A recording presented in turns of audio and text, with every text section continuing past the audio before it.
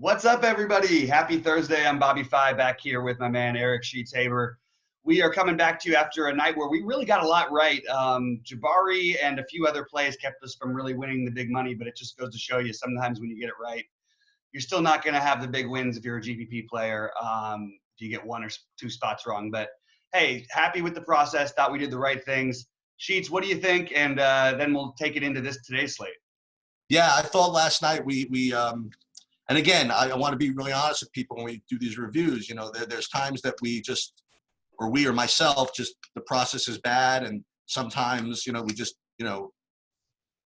don't do very, very well as far as our approaches and stuff. But last night, yesterday, I thought we did a good job. Forget about the slate in general, just the overall approach to stuff like that. Like when Emmanuel Mudiay was picking up steam as being really, really chalky. And it's kind of important, again, is to review different paths that might stop something from being such a lock. And one of those paths actually came to fruition last night. They just basically announced he wasn't starting. And they were starting kind of like their better players. And it was interesting to me to see how the ownership really didn't go down all that much after that news came out. Some people, I know it goes through some people's heads. They're like, you know what? I don't care. He's still going to get 20 minutes. You know what I mean? But it's just different. You know what I mean? I just think that the ownership should have adjusted a little bit more when they announced that he wasn't going to be starting. Yeah. The Hawks game that we were on. It adjusted in a different sense in that without him starting, I think that while we all knew Mitchell was going to be popular, he was almost 70% in the big. Oh, he was crazy popular. Yeah. The Hawks game, we both, we were on that game, and Taurean Prince just freaking he was great. He was great. And the game was really good. Jared Allen was really, really good. But you know what? I know I like to say I really messed up because I was even saying that I wanted to switch around all the guys from this game. And I ended up just having every one of my stacks in this game with Jabari Parker. And that was just, it was just a mistake. It was just a mistake. I don't want to say a process. It was a mistake of execution again, because I knew what I wanted to do. And then I just kind of I don't want to say fell in love. Maybe I just forgot, you know what I mean? To just take him out of some of them. Because I had some Reddish and Young, and I had Reddish, Young, and Parker, but I just never took Parker out of any of them. So that's what cost me. But, single entry worked out pretty well. We had that Portland-Sacramento game, which we really, really were on. I mean, that kind of came through. Buddy Hield can't make a shot, yet he knows how to take zillions of them.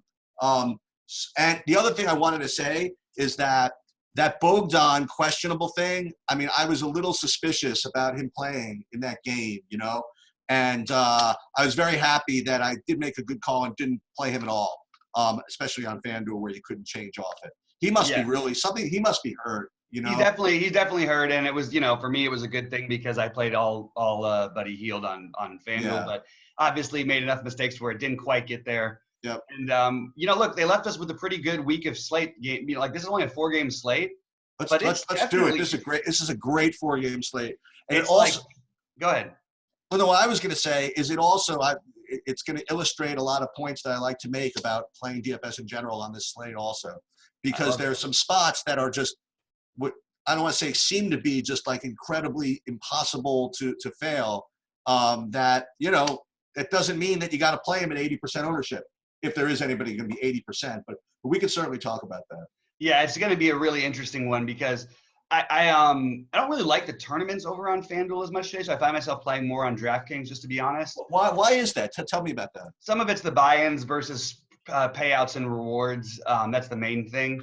But also, the positions, I feel like sometimes they force you into something which, as a tournament player, I like on FanDuel because I can just go and pivot on one or two spots. Like, for example, we had that night a few weeks back where, I think Matisse Thybulle, I think he was 60-something% owned and he put up 7 fantasy points. And we had James Ennis at the same price, actually 100 cheaper on FanDuel, basically the minimum. And James Ennis put up 30 plus, and he was like less than 1% owned. So you can it looks like there's a natural way they're telling you to build, and you can just make one or two pivots and literally win yourself a tournament. But tonight I'm not really loving these pivots over there as much as I do on DK. I like the flexibility on DK. I think I'm into hardcore game stacking today. The problem is there's 3 games I want to stack, and you have to try and get creative as you do it because it's a little tricky. I tell you, Bobby, what you just said about finding nights where a particular site doesn't really appeal to you. I mean, that's again pretty advanced stuff, because I'm not gonna lie. You know, one of my leaks, I suppose, is I just really don't make that distinction. I'm like, you know what, I'm playing both sides because I want to play. You know what I mean? And you even go back to when you would play poker. You know, you would always talk about it, and I would stake people. I would say, listen, why do you got to play this one? Look at the field. Doesn't it look a little bit hard? Doesn't it look harder than the normal field? But, you know, people just want to play, you know, and they don't make those distinctions. And, you know, that's kind of the way I am at DFS. I'm like, you know what? I'm going to look at Draftkings at FanDuel, and I'm probably going to play them both. I guess part of it is because I'm trying to get experience playing more. Sure. But I guess when you get really really super good at it, you'll start to differentiate between, well, you know what? DK looks like such a smash slate that maybe I'll play more of my money on DraftKings as opposed to FanDuel because of what you said, because I find more pivots available on DraftKings as opposed to FanDuel. Exactly. And I think that's a really important thing to notice. And I also think that I can differentiate some places where ownership is going to be lower on DraftKings and higher on FanDuel, where the spots that are going to be higher owned on FanDuel, let's just put it this way, I like them more. So I don't really want to play a chalk lineup in tournament. That's basically it. Gotcha. Let's get over to it, man. This is an interesting first game. I mean, this is a game that I'm pretty sure if this was like a million game slate, I'd be all over. All right. So let me again, only because 4-game slate, we have a little time. Yeah. I want to tell a story about this game. Okay. So you weren't part of this video when I talked about it, but there's something in the stock market called the random walk theory. And the idea is that all information is already factored into the price of a stock. Now, that's just a theory. It's not 100% accurate. But the way I kind of look at stocks when I run my fund is if there's a stock that has a really, really easy story to tell, such that a 5-year-old could tell a 3-year-old what a good stock is, like, I won't give an example, but it's probably not the greatest idea in the world to buy it because everybody kind of knows about it. Kind of the easiest the story to tell is usually it's not the greatest value in the world because everybody else is on it. So with that said, let me tell you a story about the Washington-Philadelphia game. So Thomas Bryant is out, okay? He's like the only center on this team. As a matter of fact, in the last game, they had Moritz Wagner out also, and Rui Hachimura, who's barely a power forward, had to play 35 minutes of center, okay, pretty much. So Moritz Wagner, he actually might be back, but best case scenario, he's kind of a weak center also. And the only other guy they have is this guy Ian Mahinmi, who may or not even play. So they're playing Philadelphia with Joel Embiid, okay? Now Joel Embiid is a complete freaking monster, and he incurs foul trouble in everybody. He's just a freaking beast. How in the hell is either Rui Hachimura or Moritz Wagner going to deal with freaking Joel Embiid? Not to mention, it's a pace-up spot for Philadelphia. Embiid is only, 9,700, whatever. I mean, if I asked my son about this game, he's like, oh my God, Embiid is going to score 100 freaking points. It's ridiculous. So I will start by saying that is an incredibly easy story to tell. And my only question is the price worth that easy story? Is the ownership going to overcome how easy that story is? And I think that's really where you have to start on this slate. I agree. So here's my take on what they're going to have to play Mahinmi. If Wagner's out, they're going to play him a ton. Like, they're going to have to. You cannot put these other guys on Embiid and expect. I mean, it's going to be so weird. The other thing is, though, this game is not necessarily like Embiid doesn't always play great in pace-up matchups. Yeah. And the weird part is I really like Ben Simmons in this spot, and I think is going to end up getting overlooked. I think you can absolutely play them together tonight. I think you can absolutely full-on stack this game. I love the Embiid play. He's going to be popular. It's hard to see how he doesn't beat up on these guys.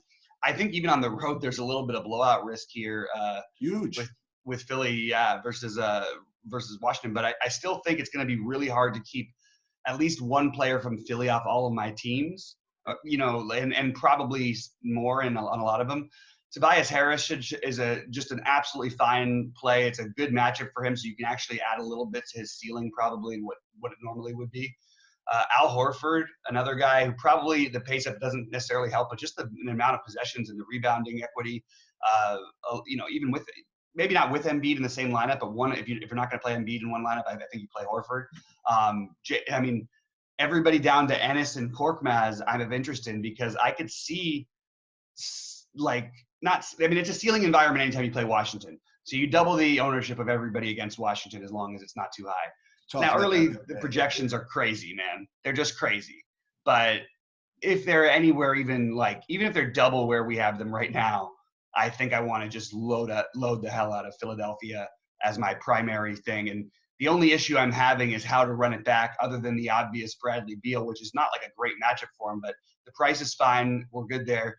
I don't really love this spot for any of these other guys. It feels like a reach to play McRae and Brown to me, but I might change my mind on that a little bit. Well, what do you think? Let me again, just go back to the concept. Avoiding the concept. Embiid does rate to be the best value on the whole slate. Okay, relative to price, relative to everything else, and also given the fact that we need the raw points also. So I'm not saying that Embiid's a bad play. And Embiid, you put a gun to my head saying who's the best play on the slate to put in a cash lineup, for example. I mean, if you don't put Embiid in, I think you're asking for it. So on the Philly side, Embiid looks to me to be the best. And then after that, I mean, like you said, Horford, Tobias Harris, Ben Simmons. I mean, I can't imagine how funny it's going to be watching whoever Washington has guarding Ben Simmons in this matchup. I mean, that's going to be ridiculous. This is like the big boys versus the little kids. It's bizarre. Yeah, and on the Washington side, I mean, again, just from if you wanted to run it back, just on a projections perspective, the only two guys that are actually looking pretty decent on DraftKings are actually Beal and Wagner if he plays. The other guys seem to be priced pretty fairly. Now if Wagner is out, so here's an interesting question. If Wagner is out, I don't know how much that even helps Hachimura. You know what I mean? No, it helps me. Well, I'll tell you what happens. Then we're going to start playing Mahinmi at 3K. I think we're going to have to because I don't see how they're going to be able to play him less than 20 some odd minutes. Because you can't have Hachimura and I don't know who else is going to guard him. Bradley Beal, Isaac Bonga. You know what I mean? These guys are tiny. Beal's the biggest one they got. Troy Brown Jr. It's going to have to be Mahinmi. It doesn't make any sense to me. Now, obviously check and see the minutes projections later in the day. We're doing this early in the morning. We want to get this video out to you guys early. But really pay attention to this because if there's a chance that Mahinmi is an awesome play or an awesome fade, just depending on where ownership and projected minutes are going to go. Also some coach speak if we have no Mo Wagner. I don't think I'm going to play Wagner anyway. I just don't think you can. I don't see the upside and quite enough. I like that he could bring Embiid away from the basket a little bit on the offensive end, but at 5,500, I think it's a little too much for me. So it's really just Bradley Beal and a little bit of Rui for me on the other side. And I don't think it's going to make much of a difference whether or not Wagner plays, except for I could argue that you need Rui in there as a power forward for the whole game. So you might need to play 40 minutes. So maybe a little bit of a bump to Rui if Wagner's out, but I like him either way. Well, I will again, before we leave this game, I'll give you two things. One is from a basketball perspective, and again, I don't really want to talk basketball really because DFS really doesn't have much to do with basketball when you think about it. But sometimes it does. But if I were the coach of Washington, because I coach AAU, I coach a lot. If I had this situation, I wouldn't put anybody in. I would just play zone the whole game. But let's see what they come up with. Yeah, but the NBA zone is not like you can do a college or high school zone. It's going to be different. And if you try to zone this team, they're going to get a dunk every single possession. Well, I will tell you who's going to be left wide open in this game is going to be Ben Simmons. He'll be left open on the 3-point line, and they'll be doubling. They'll put him down. They'll put him down in the dunker spot, and he'll end up with 30 points or something. So one thing before we leave this game, if it does get into blowout, whatever it is hashtag Mike Scott revenge on the road. Okay. By the way, not only that, Mike Scott is actually in play. He's not out of play. I think pretty much as I was saying, like, I don't see a player on Philadelphia that I wouldn't take a shot on. I know that sounds nuts, but like, including Raul Neto, if no value opens, I could Okay. see a path for him to getting 20 minutes, which against Washington is like a gold mine. And that's to me, I'm going to treat everyone as a point a minute player potentially, as long as you don't have all the studs on the court. And Neto obviously wouldn't be playing with them. Now, I'm not saying prioritize Neto. I'm just saying all these guys are firmly in play. This is a great game stack. Unfortunately, we've got 3 great game stacks on this slate. So you're going to have to prioritize. Like, some of these could have come in handy the last few nights, by the way. That's absolutely. I want to get over to the Houston-Toronto one, because this is another spot that I think that, this is going to be a lot of pace. I mean, I can go back to when Westbrook played for OKC. They would play Toronto in these maniacally fast games. I don't know if it was just his like way of playing or if it was coach theory, but it was always like this. They would play in these 130 to 145 kind of games, and it was pretty consistent.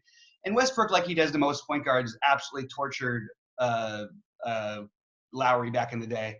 Not necessarily shutting Lowry down, just scoring like crazy on him. This is a weird spot because I think that you're going to start seeing me say Harden and Harden more as the season goes on, because, I mean, the prices will catch up. Westbrook will have some games. And I just watch their offense, and it's so much is James Harden in the half court and Westbrook as sort of a second fiddle, but it's a second fiddle that still is going to have 10 minutes of his own time on the court. And even when he's second fiddle, like, if they're going to trap, Westbrook is going to put up big numbers. So I do think you're looking at trying to play one of these guys. I think I actually might still lean a little Westbrooky on this particular slate just because of the pricing. But I'm on a little bit of the flip a coin thing between the two of them right now. The Westbrook's points per minute with Capella on the court is certainly something to be concerned with, but it's also like, I don't want to overreact to it. I still think that there's a lot. I mean, there's just so many ways you can get you there. So that's my side on Houston. Obviously, have to wait on see if Daniel House is going to play. I think he's probably going to.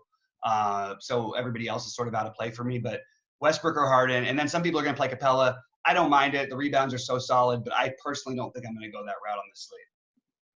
Okay, I have a couple of thoughts on this game.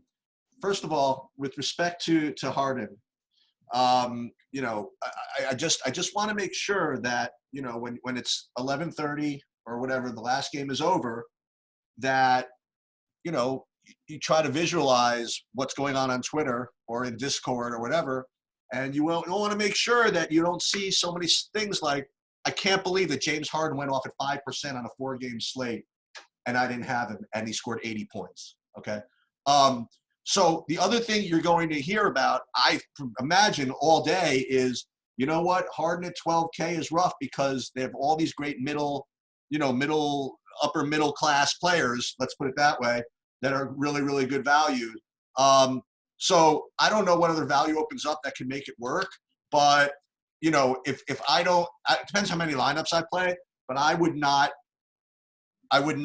completely fade Harden. I think that he always has slate breaking upside, and because also he's 12,000 instead of 11,900, right? He might be a little, you know, a little more underowned also. So again, I just don't want to completely dismiss him just because, yeah, I mean, Embiid, it looks great, and you could go, and then we'll talk about the I was about to say the Saints game, about the New Orleans game, and the Washington, you could play Beal and like all this other stuff, but I wouldn't completely dismiss the idea that Harden could be a good tournament player. I think that he's a great tournament play. The problem is I think the ownership is going to end up going high on him. Oh, right. That's just my personal guess. I mean, both he and Westbrook, if you look at their last game shooting numbers, and I know it was double overtime, but you would say, wow, these guys are due for some regression, and they both hit 1 million points last time. Like, they're not going to go 4 for 30 and 7 for 30, whatever the hell it was. Anyway, I think that you do want to look to play one of these guys. I think Westbrook's a slightly better play, just because you said about the middling tier and the lack of like obvious clear value, like really low end value. But I do think Harden is a phenomenal tournament player, and if he's going to be low owned, just jump all over it and get way over the field. Yeah. So on Toronto, there are a couple of things to notice again. You know, this is going to be nothing new, but Kyle Lowry was back, and instead of easing him back into his role, they played him. Was it 51 minutes including overtime or something? 41 minutes including overtime. the guy who really got his price reduced, and it's just no accident. You're going to hear this all over the place, but Fred VanVleet is going to be rating as a pretty good value today. Mm-hmm. And so he's someone that you could certainly play. And I think he's a decent one-off. And I think that if you want to play either Westbrook on Houston or Harden on Houston, you could play VanVleet. So he's the guy I would look at. The guy I wanted to ask you about, two guys I want to ask you about is one, what do you think of Marc Gasol at 4,400? And the other one I want to ask you about is the guy you played a lot. I wonder how Lowry affects him, if at all, is OG Anunoby. Yeah, I'm not. I do think I just think Edmund's not that interested in OG as much on this slate. I think I would probably. It would be a tough call for me between him and Serge Ibaka, because I think Serge is in a good spot too. And even if he's going to play less minutes, he probably has. In this, I don't know. It's a tough call between those two of them for me. So I guess I would say that they're both in play, but I'm not like in love with either of them, especially at what's going to be probably decent ownership. I like the Fred VanVleet call. I do think he ends up being lower owned than people think on this slate, and I think Gasol's interesting. If that's value, I mean, like 4.4, that's probably worth something we have to take a shot on. So I would probably mostly play it in these stacks, but and they don't need to play Gasol, but it's tempting at 4.4 and it's tempting at 4.7 with Ibaka.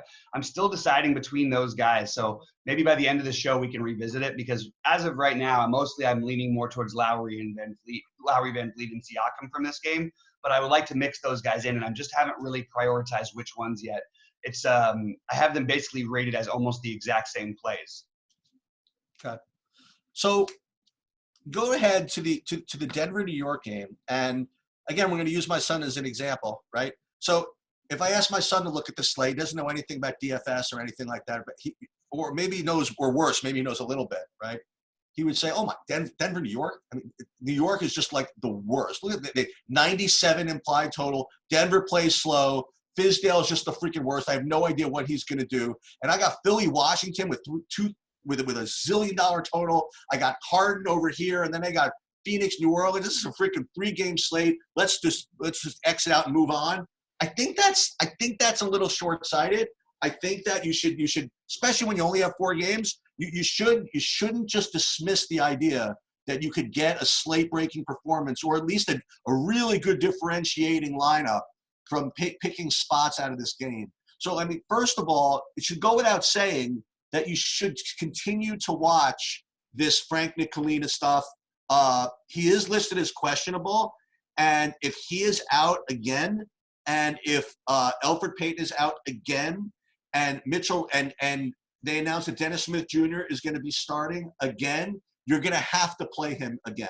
All right, even though he busted at high ownership, you're just not going to be able to get around it. And what's going to keep his ownership maybe from being where it should be is that, number one, he busted last time. Number two, he's up 3,700. And number three, you have that hashtag Fizdale narrative that no one ever trusts what he's going to do. But, I mean, you put a guy like that in the only possible scenario where, I mean, they just have to play him. He's probably going to have to play him. So, again, it is something to look at. And I just don't want to just completely gloss over this game. So let me just look at it. Now, it looks okay. So on the Denver side, the 3 guys, Barton, Jokic, and Murray, are the 3 guys that look to be, I mean, they don't look to rate that badly. Now, remember. I have to point out, I think that we have to look at one thing, though. Elf Payton is supposed to start tonight. He is supposed to start? Okay. Yeah. So that's probably going to hurt a little bit of the guard action. My point is, though, is that, just don't dismiss the game and the things that could kind of happen to make these guys playable. So Denver, the 3 guys I have listed, I mean, Barton, Jokic, and Murray. Again, I'm looking at the projections. They look to be, okay. Do they look to be as great values as, say, I don't know, like some of these Washington guys? Well, not even the Washington guys, but some of these Philly guys, or even Fred VanVleet, or we'll get to the New Orleans guys. Maybe not exactly as good as them, but at an infinitesimal part of the ownership, I really am not going to take these guys out of my player pool. I would put a Barton. Imagine if you can actually get Jokic to outscore Embiid tonight, okay? Is it going to happen often? Well, often is relative, right? I mean, what level of ownership do you need to, and given the percentage of chances that, even if they score the same, let's just say they score the same or he scores a little less, you still could make an argument it's the much better play. Right. So So I would try it. And then on the Knicks side, I mean, look, God forbid this game does stay close. I mean, you've got Julius Randle, who could freaking go off here. You know what I mean? Now, going off is relative, right? But you got him. You have RJ Barrett, who still continues to have a lot of usage.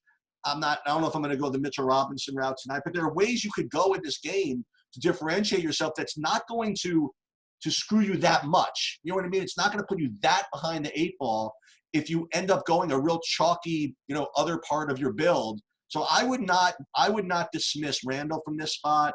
I would not dismiss RJ Barrett from this spot, with limited, with limited exposure. So you missed my favorite play of the game, but I agree with most of what you said. Nice. My favorite play in this game by far is Marcus Morris, and it's not close. He wasn't out? Okay. No. I have no reason. I don't think he's out. Okay. I think he's back. I think he's back, and I think he should be okay. Like if he's going. Yeah, I actually do have him in. Yeah, okay. I'm guessing. Okay, so if Marcus Morris is in, I mean, first of all, if he's out, I think Randall becomes a phenomenal, even better play. Just running offense through him, and so does RJ Barrett. With everybody coming back, it makes these guys a little bit less interesting, but I think it's Morris and Randall for me I just think keep it pretty simple on the Knicks side. Just play one of those two guys, probably just one of those two, or Barrett. I don't mind Barrett either, but I do think his, with Peyton back, it could affect him a little bit, but he's only 5.6, so have no problem with Barrett. On the Denver side, I have a weird, I think that Jamal Murray is still cheap enough with the upside, and just knowing the type of person he is, like the way he plays when he comes to LA and the way he had a big game in New York before, I believe. He's one of these guys who, if you get in his face or if he feels challenged by someone, if he's on a big stage like Madison Square Garden, even if it is against the lowly Knicks right now, that kind of any little extra incentive for a regular season game for a guy like Murray to where if he gets hot, he's going to try and go nuts. It's just a good excuse to play him on a tournament slate. He's the one I'm sort of focused in on the most, but I just want to point out the prices on all these guys make them all very much in play. Paul Millsap is a guy who, if he's not going to get ownership, I think you take a really strong look at 4.9. I think Gary Harris, just because the minutes are so secure at 4.2, like if you're playing cash games today, I think you're playing Gary Harris at 4.2. I think Gary Harris allows you to get those Harden lineups in along. Maybe you play a Harris and you're playing Gasol in that lineup that you play Harden in or something. These are good values just in terms of the minutes floor. So all of those guys make sense to me. I think Jeremy Grant is probably best for longer shot tournaments, but I think that you can even consider him and Plumlee for long shot tournaments. I just don't, with the lack of current value, I just don't think I'm going to end up going there a ton. But I do really like the big four. And then look, if you want to play Will Barton, I'm never going to say he's not a good tournament play. It's just not a guy who I'm going to probably end up with a ton of tonight. But I have no problem with him at 5.9. I look at all these guys at 60 at 5'9", 6,500. Then I go back to Philadelphia, right, with those guys also. I see Horford at 6'4" and Harris 6'5". Now, again, I'm not saying that Horford and Harris are not better plays than Barton and these other guys, but at 8 times the ownership, whatever it is, sure, you know what I mean?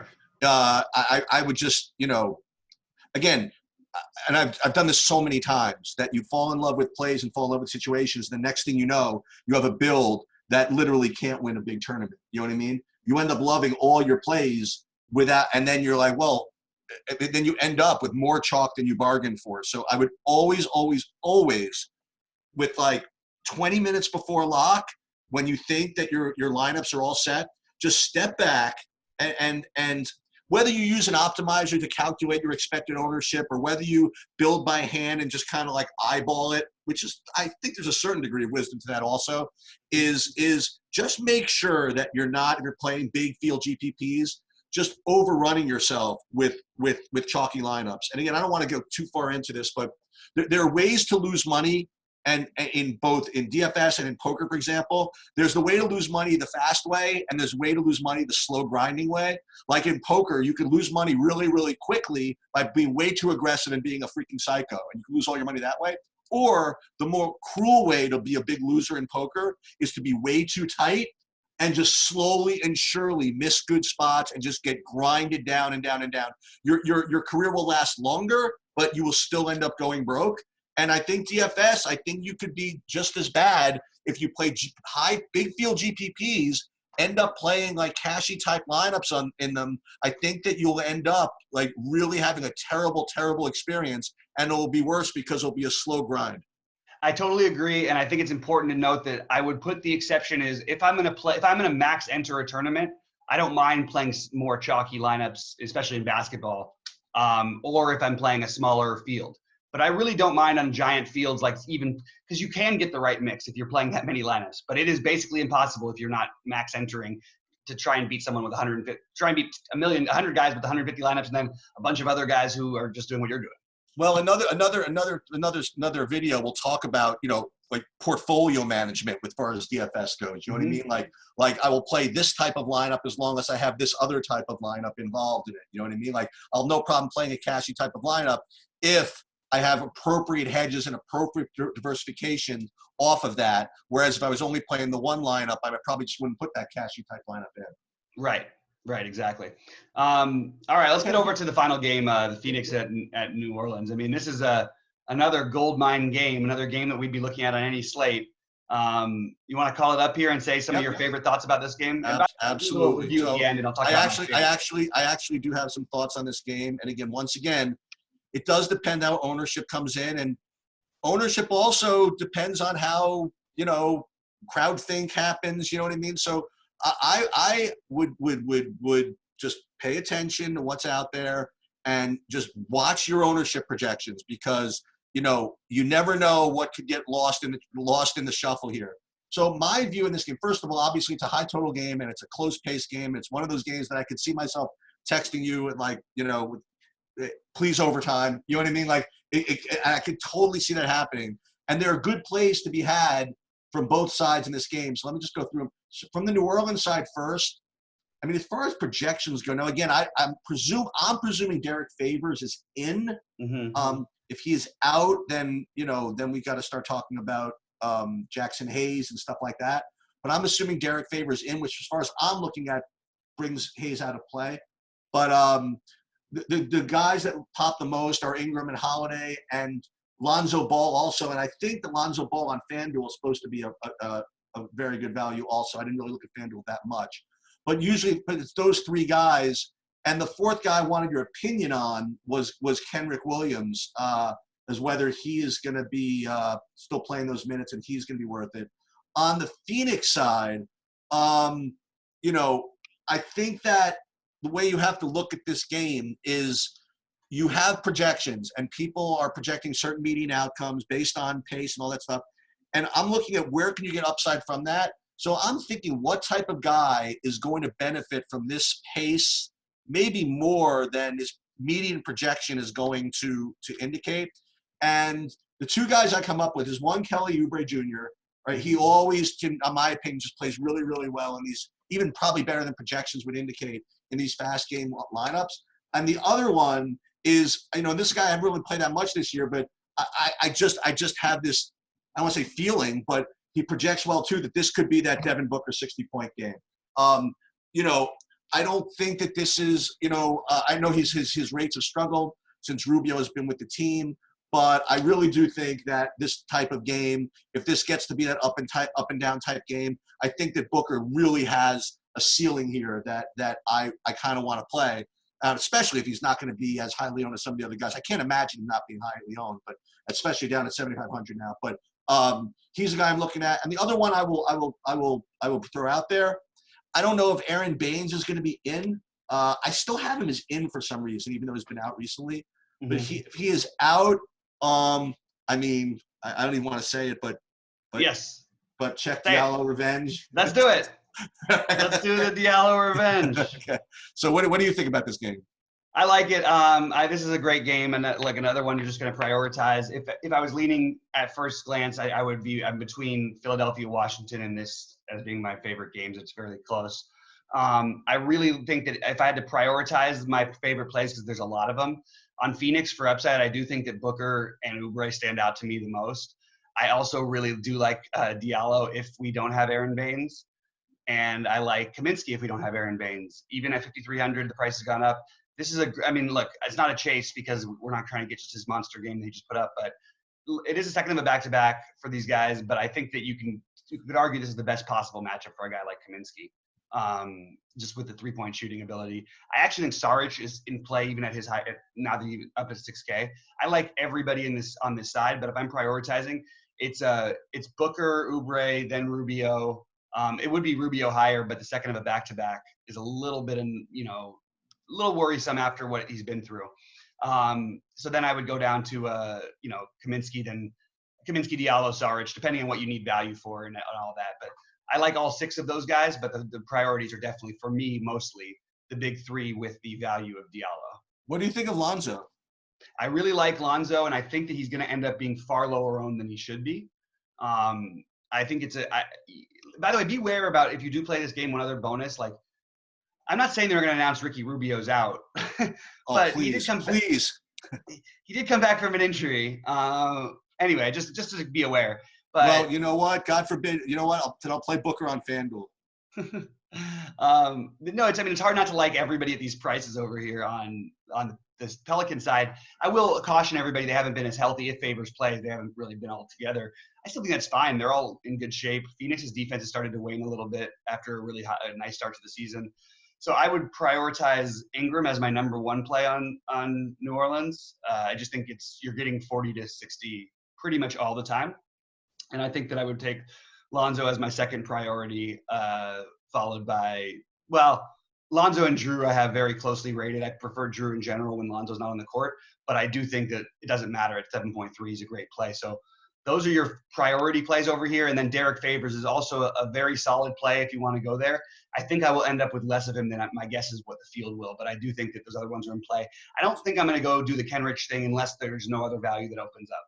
So let me tell you the way this is the way I'm going to approach the slate, and hopefully this will help you figure out how to approach slates. So what I'm going to do, again, I'm just thinking through this more, is the two big games, right? In my opinion, are you'll have your own opinions, right? Are Philadelphia, Washington, and Phoenix, New Orleans. So what I did was, the first thing I did for this game, the New Orleans game, is I have Booker, Oubre, and Diallo. Right now, again, this is going to be contingent on Baines being out, whatever it is. And then on this New Orleans side, I stacked the whole thing together with Holiday, Ingram, and Ball. And I filled in Simmons and Scott for now, right? Sure. So I kind of keep this build kind of off to the side. And then the other game, I'll just start by kind of like stacking what we thought were our favorite plays in this game. So what I'll do is let's say you put Embiid in here, and let's say Simmons, I guess, would be my next favorite. I don't know what position to put him in right now, but let's put him in, I don't know, what's usually scarce, small forward. So we'll put him in here. And then let's say we want to run it back with Beal and Hachimura, who's going to play the minutes, whatever. And let's say who's our next best Philly guy? Let's put in, Tobias Harris. Maybe he'd be our next best. And I would start with that, and then I fill in some of my better plays here. And then what I'll do is I will then start again, just kind of filter in the lower owned kind of guys that we talked about, and seeing if I can't de-chalk or de-ob, so to speak, like de-obvious some of these stacks and these obvious approaches, so that I can have my opinions and be correlated, yet at the other hand, not, completely, be not completely be off the wall. So, like, for example, what if I, in one lineup, I mean, I'm not going to necessarily do this, but if I play the Philly stack without Embiid somehow, you know what I mean? Like, if I went Simmons and Harris and ran it back with Beal and somebody else, and then I replaced Embiid with Jokic, for example, like we talked about. I mean, you could just do a lot of damage as far as leverage goes. If you get, obviously you have to get it right, but so even on a 4-game slate, you can have good opinions on what are obviously really good spots. Like the New Orleans Phoenix game is obviously a really good spot, and the Philadelphia Washington is a really good spot. But you don't have to end up with completely chalky builds, even if you go with what could be chalky, ideas. Yes, I like that. And I would just add that if you're going to be stacking these games, especially the Philly side, I would encourage you to get one of those guys who's low usage but can hit some threes, get some steals, blocks. Korkmaz would be the guy possibly I would consider maybe to add to a stack for Philly. I'd be looking to try and do that for anyone if you could try and find a little cheap piece in these stacks, or maybe, you know, in a different stack if I was going to play, let's say, Tobias Harris, maybe I'd play him with Ennis or something like that. It's just, there's just different ways you could go around it, but I would encourage trying to get one of these cheaper guys in, at least until we hear about other value. And then like your Mike Scott's, you know, while you can play him with Embiid, probably a little bit of a better play without Embiid, but whatever, you know what I mean? And then also just to try and take some priority plays from that Denver, New York game and squeeze them into these builds. Like you do some stupid build like this, right? Where you have, well, I don't know if you need 4 guys, but just for example, you have Simmons, Harris. I just threw in Korkmaz and Mike Scott. We were talking about him. Right. And then you could have a Barrett Jokic like mini stack in here. And you're running this whole thing back with Beal and Hachimura. So you have the most popular plays on this, you know, mostly, but you're fading Embiid in this lineup. And, you know, obviously you're taking a little bit of a hit in projections by going to Jokic as opposed to Simmons, as opposed to Embiid. But I think you're picking it up in ownership and you're decreasing the ownership of the lineup as a whole, where maybe it's worth taking that hit. Completely agree. And look, man, I love doing these shows with you. It's great that we're doing them early so we can get them out to the people. We're going to be doing live shows very soon, guys. I wanted to let you guys know that because the one frustrating part is not being able to give you more up-to-date information. And anything I can try and answer over Twitter, I appreciate it. Some of the people I know I didn't get back to in time. I'm going to try and do as many as I can. When I'm playing a bunch of lineups, it's harder. Days like today are easy. So feel free to shoot me anything. Sheets, anything else before we get out of here? Yeah, I mean, I like the live stuff because I know how it is, man. You want to get opinions and you want to make sure that your process is right and you want to, you know, get kind of real-time feedback. And, you know, we're trying to kind of build enough so that we can then go to the live thing and make it worth everybody's time to do it. Exactly. All right, man. Well, hey, thanks again. Great job again. You guys leave the messages. Give us a like on YouTube. Messages in the chat. Messages on YouTube. Messages on Twitter. Hit us up anywhere. We're going to be here for you. And, yeah, we appreciate you guys tuning in. So we will talk to you a little bit later. Okay.